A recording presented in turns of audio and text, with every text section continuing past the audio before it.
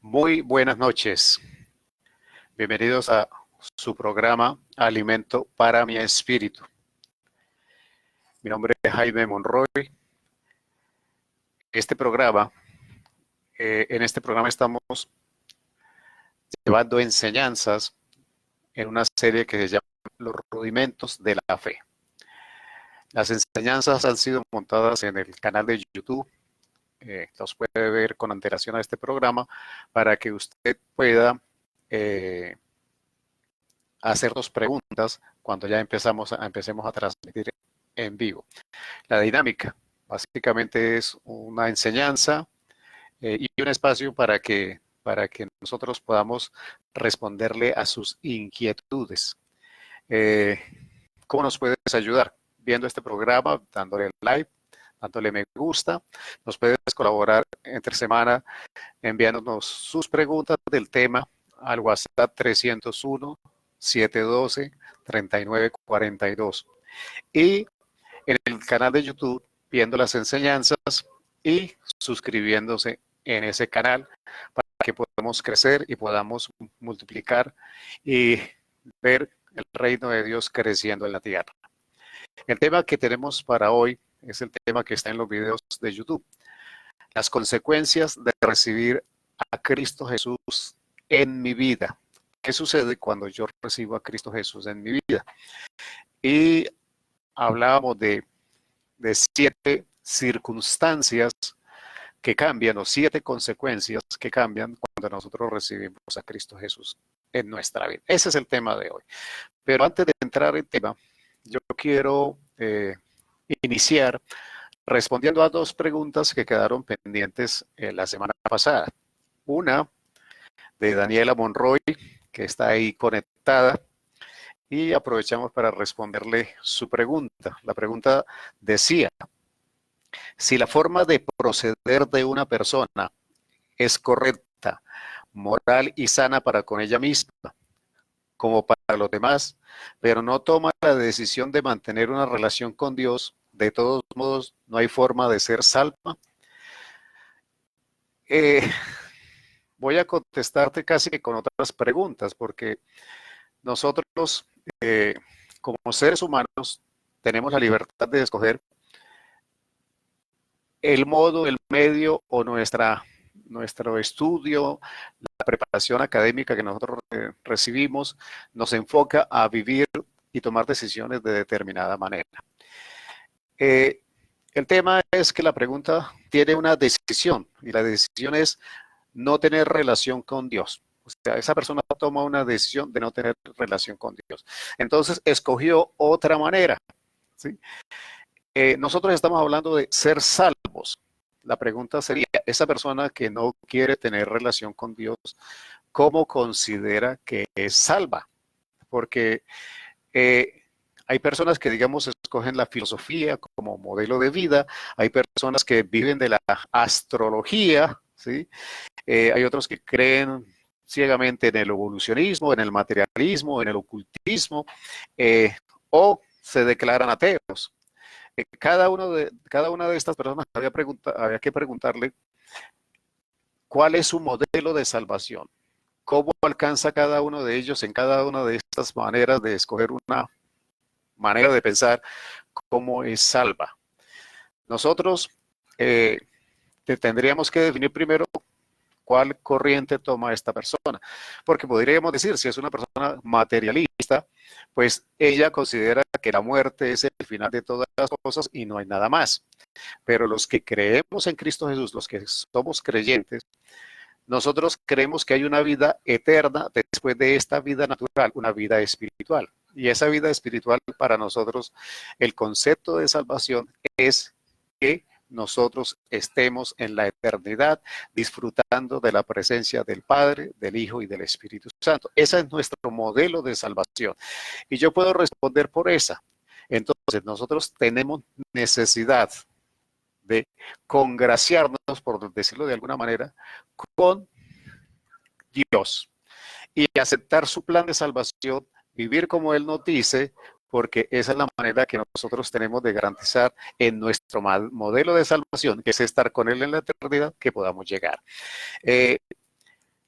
Nosotros tenemos como manual la Biblia, que se lee y se estudia bajo la dirección del Espíritu Santo, pero se lleva a la vida práctica por fe. Entonces hay una serie de elementos, una serie de requisitos en nuestra manera de pensar que escogemos el camino de Cristo, el camino de la Biblia, el camino de Dios para llegar a una vida eterna. Entonces, nuestro modelo de salvación nos pide que debemos obedecer a Dios y ese camino tomamos. Ya otro tipo de persona que no quiere tomar una relación con Dios, pues debe escoger otro camino y otro modelo de salvación y cada quien pues entonces sabrá responderse a sí mismo en este caso.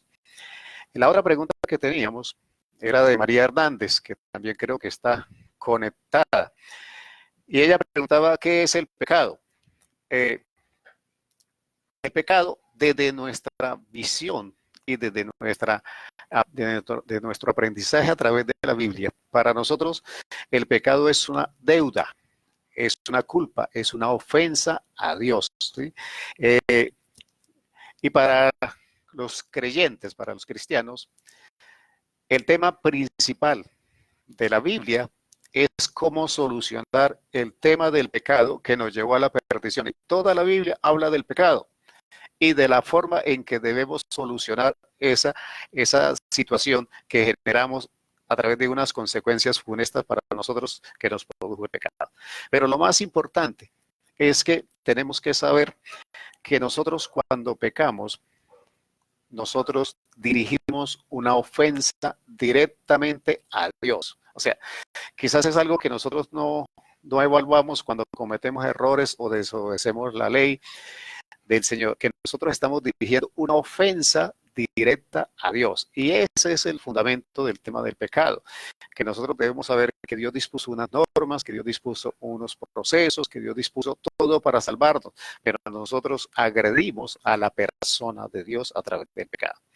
Y para no profundizar en este tema, les anuncio que el próximo tema, o el tema de la semana entrante, es el pecado, porque este es un tema muy, muy extenso, un tema que tiene muchos matices y hay que tener cuidado en la forma en que lo presentamos para poderlo entender. Entonces, yo a María le digo básicamente que es un tema muy largo, pero que sí entendamos que nosotros a través del pecado dirigimos una ofensa directa a Dios. Y espero de esa manera haberle respondido a Daniela y a María. Ahora sí, iniciamos con el tema de hoy. El tema es las consecuencias de recibir a Cristo Jesús en nuestra vida. Así que voy a hacer un resumen muy pequeño porque quiero contestar sus preguntas. Primero, recibir a Cristo Jesús, decíamos en el primer video, que es una decisión personal, una decisión que nadie puede tomar por usted. Pero esa decisión tomada con el corazón, tomada con seriedad, con formalidad, dispuesto a aceptar el plan de Dios de salvación, trae unas consecuencias inmediatas. Quizás usted no las vea en el primer momento, quizás no pase nada en el primer momento, pero sí empieza un proceso. Lo primero que sucede cuando nosotros recibimos a Cristo en nuestra vida es que nacemos de nuevo. Entonces usábamos el versículo de Efesios 2:5, ¿sí? Y decía la palabra, aún estando nosotros muertos en pecados, nos dio vida juntamente con Cristo, por gracia sois salvos. Quiere decir que explicaba en el video que monté en YouTube que nosotros éramos alma, cuerpo y espíritu, y que el espíritu por el pecado estaba muerto, y que el Espíritu Santo, al nosotros tomar la decisión de recibir a Cristo, Él revive nuestro espíritu y establece de nuevo el proyecto, el proceso de restitución de nuestros derechos. Espero haber visto el video para que me pueda hacer las preguntas. Quiero hacer un resumen muy rápido. La segunda consecuencia era que a través de la decisión de recibir a Cristo Jesús en nuestra vida, éramos hijos y herederos. Como hijos teníamos derecho a estar en la casa de Dios y como hijos adquiríamos el derecho legal de ser herederos de todas las promesas que en la Biblia se llaman testamentos. Todas las bendiciones que están prometidas para nosotros. La tercera consecuencia que nosotros analizábamos en los videos era el perdón de pecados. Que nosotros por la sangre de Cristo, el sacrificio de Cristo en la cruz, nosotros teníamos perdón de pecados y que eso nos llevaba a la salvación. En el caso del tema de herederos y de hijos, usamos el versículo Juan 1:12. En el caso del perdón de pecados, uno de los que usábamos, era en el perdón de pecados usamos Efesios 1:7 y Colosenses 2:13, ¿sí? Para que lo tenga usted ahí en cuenta. La cuarta consecuencia era que a través de Cristo Jesús teníamos libertad absoluta, una libertad que nos apartaba y nos separaba del pecado y nos permitía vivir de una manera diferente. Juan 8:34, 36. La quinta consecuencia era que nosotros teníamos vida eterna y hacíamos el análisis en el video que colocábamos de 3 versículos específicos, Juan 3:16, Juan 6:47 y Juan 17:3. La sexta consecuencia era que teníamos una nueva nacionalidad. La nacionalidad de nosotros está en los cielos y que recibíamos a través de Cristo y por ese sacrificio esa consecuencia que era la de recibir pasaporte, visa, como usted lo quiera decir, o sea, tener derecho legal para entrar al cielo.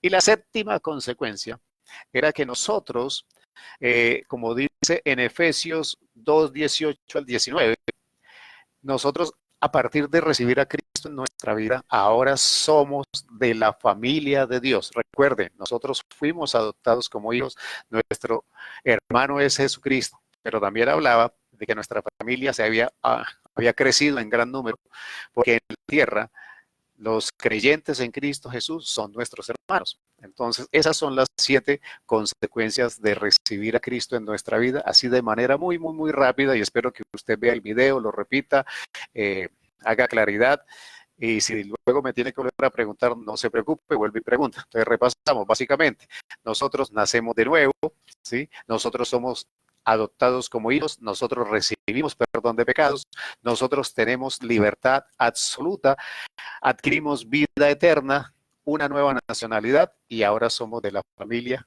de Dios. Entonces, esas eran las consecuencias casi que solamente enunciadas. Con el transcurso de estos videos vamos a tocar cada una de estos temas, de estos 7 temas, van a ser una enseñanza específica.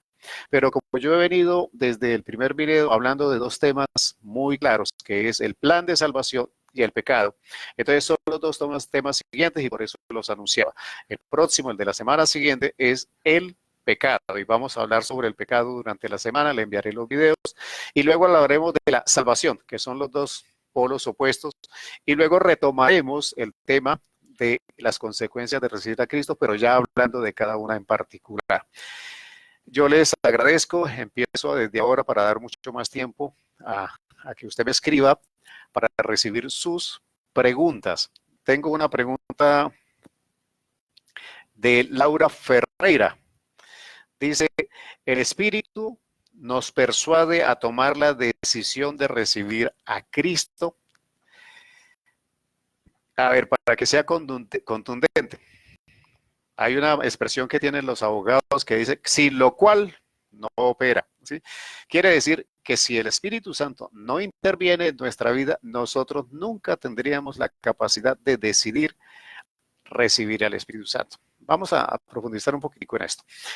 Nosotros, ¿cómo logramos que el Espíritu Santo intervenga en la vida de una persona? Ahí es donde adquiere el valor de las oraciones que usted hace por su familia, por sus hijos, por sus padres, por sus hermanos, por sus conocidos, por sus amigos, por sus relacionados.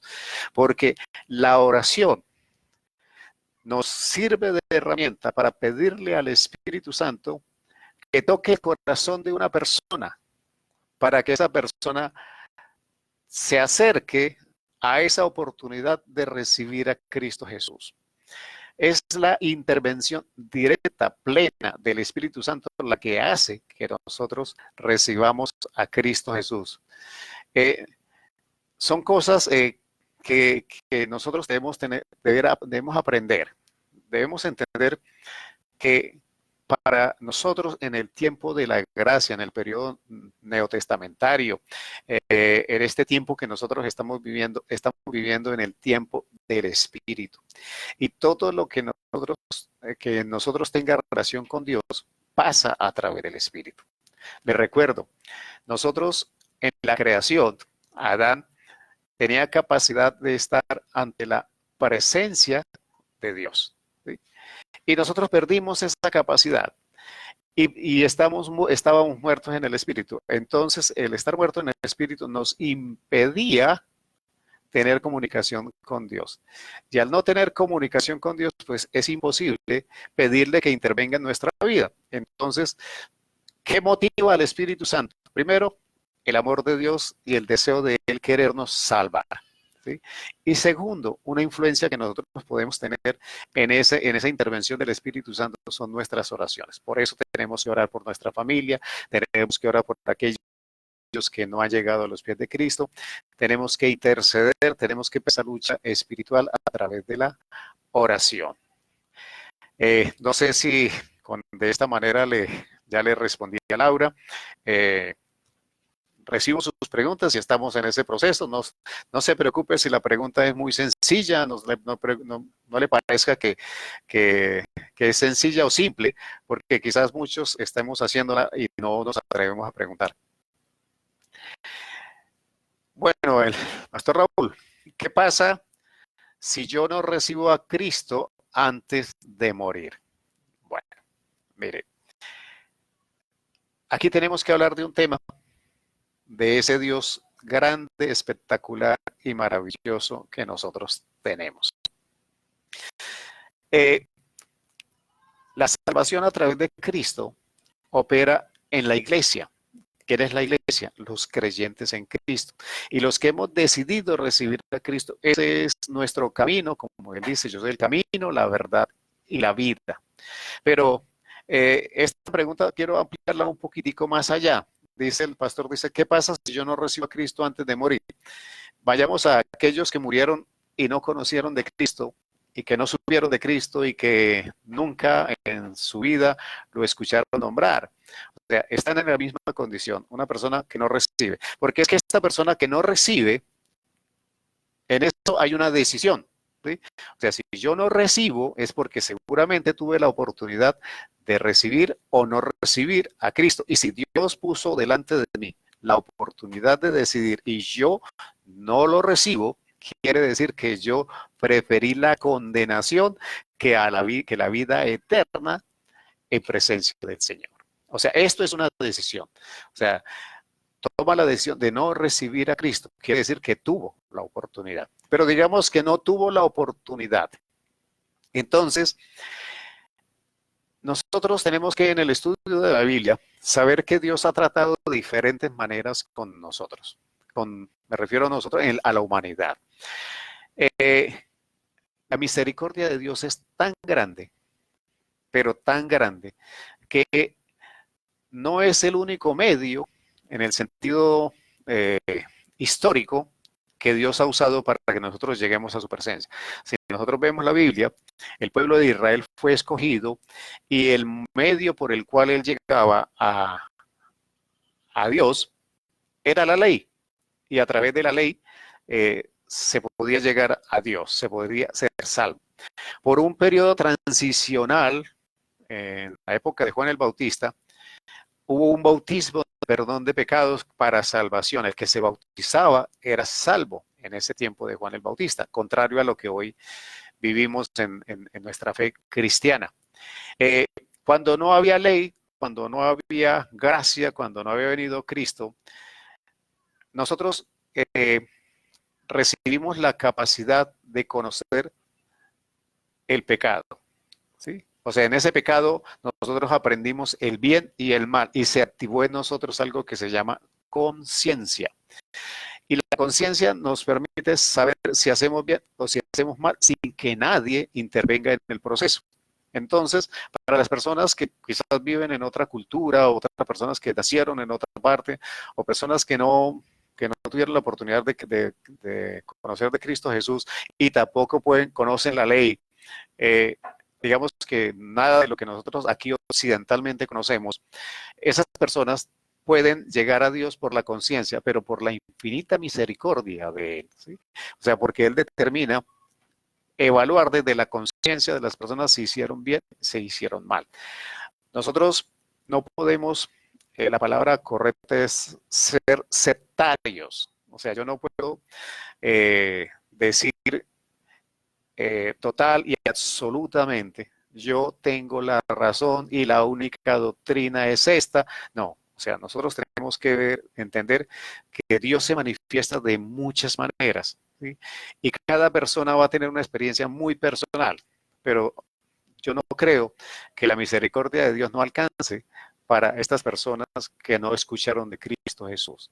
Pero si esta persona no recibió a Cristo en una decisión, él está tomando la determinación de no aceptar el plan de salvación y por lo tanto va a la condenación.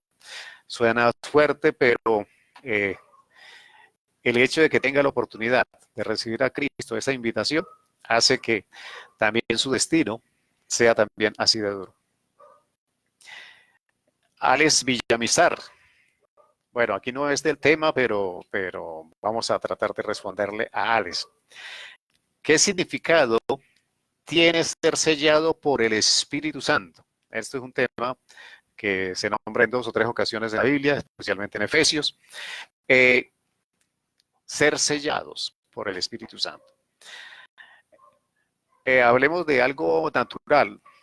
Usted cuando va a la notaría y usted compra una propiedad, un bien inmueble, la manera de certificar que ese bien es propiedad suya es la firma.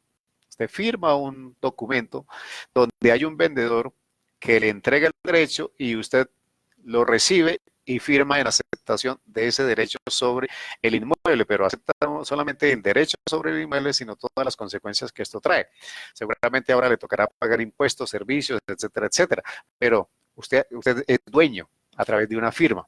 Digamos de esta manera que el Espíritu Santo nos sella cuando nosotros recibimos a Cristo como propiedad de Dios. O sea, somos sellados por el Espíritu Santo para salvación.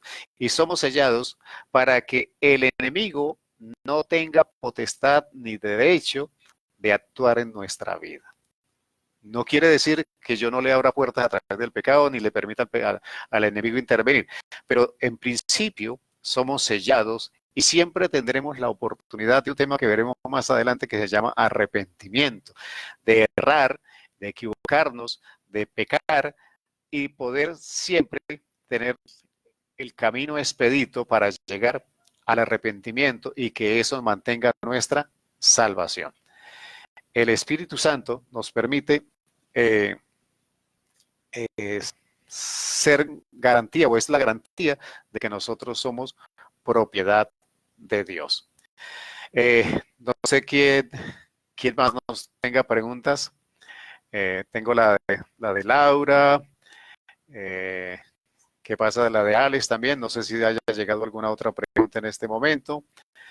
No veo más por acá, pero reporto una audiencia muy interesante.